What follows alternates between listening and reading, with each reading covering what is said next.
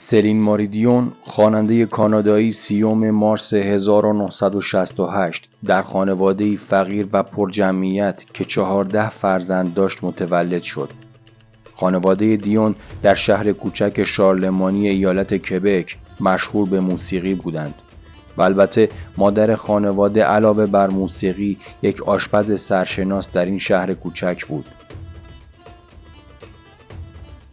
اعضای خانواده سرگرمی منحصر به فردی داشتند که در رشد و شکوفایی فرزندان بسیار تاثیرگذار بود.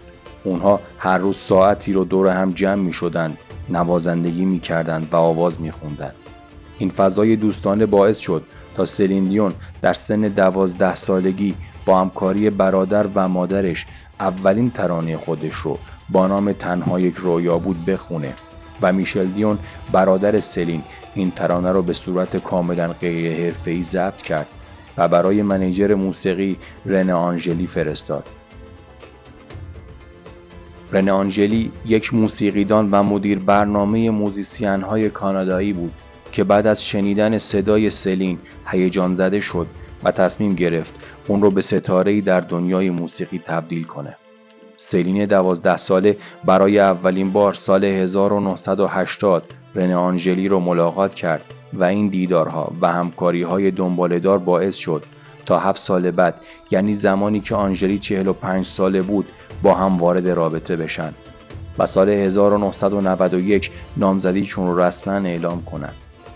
خانواده دیون و خصوصا مادر خانواده تلاش می‌کردند دخترشون رو از این ازدواج منصرف کنند و با وعده وعیدهای بسیاری اون رو متقاعد کنند که آنژلی که تا اون زمان 2 بار ازدواج کرده بود و چند فرزند داشت مورد مناسبی برای ازدواج با یک دختر 21-2 ساله نیست. اما این نصیحت‌ها بر روی سلین که عاشقانه رنه آنژلی رو دوست داشت هیچ تأثیری نمی‌گذاشت. حتی مادر سلین یک بار تهدید کرد که آنژلی رو به قتل میرسونه، شاید دخترش این عشق و علاقه رو از سرش بیرون کنه.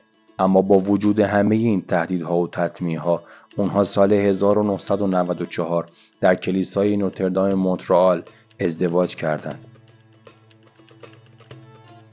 سلین دیون زمانی که 18 ساله بود برای اولین بار در یکی از اجراهای مایکل جکسون حضور پیدا کرد و تصمیم گرفت روزی به اندازه جکسون مشهور باشه و به همین دلیل تمام تلاش خودش رو به کار گرفت.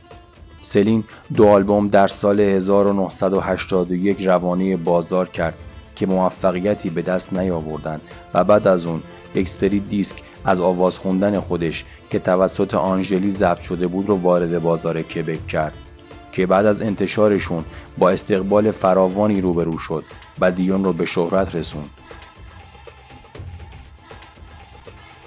رنه آنژلی برای پیشرفت سلین دیون خانه خودش رو گرو گذاشت و پولی فراهم کرد تا بتونه هزینه‌های زیاد تولید آلبوم‌های سلین رو پرداخت کنه و در واقع این آنژلی بود که با از خودگذشتگی راه پیشرفت دیون رو هموار کرد.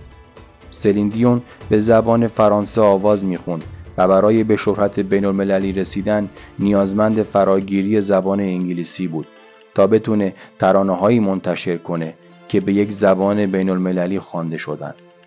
دیون یک ذهن توانمند در یادگیری زبان‌های مختلف داره.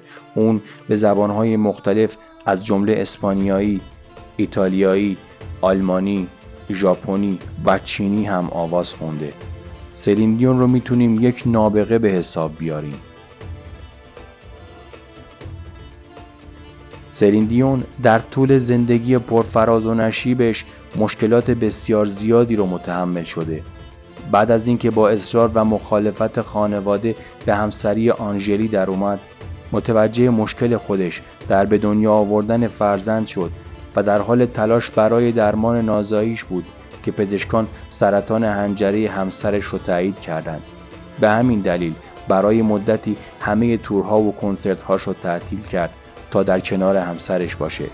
اما بالاخره با تلاش‌های خودش و کادر درمانی موفق شد سال 2001 و 2010 3 فرزند به دنیا بیاره.